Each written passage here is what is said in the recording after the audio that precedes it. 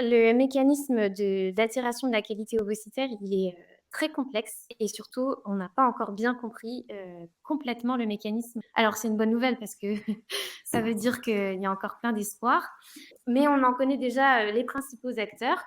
Donc, un dont on entend beaucoup parler, c'est le stress oxydatif. Ensuite, il y a, les anomalies mitochondriales.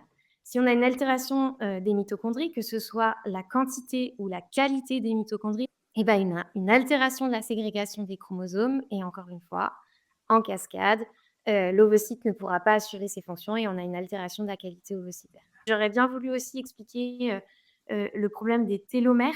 On sait qu'au cours du temps, les télomères se cassent et qu'entre l'ovocyte immature et l'ovocyte mature, les télomères se cassent beaucoup et parfois on arrive à un point de rupture où les télomères sont tellement cassés et ne sont pas bien, réparés qu'elles envoient un signal: «Je ne suis pas stable, le chromosome n'est pas stable» et du coup, l'ovocyte est détruit. Alors après, il y a d'autres mécanismes. Il y a, ce qu'on appelle des produits, finaux de glycation avancée on sait qu'ils ont tendance à s'accumuler dans l'ovaire et ils entraînent une augmentation du stress oxydatif. On a aussi l'équilibre protéique qui est très important. On a les facteurs génétiques. On a aussi les facteurs épigénétiques.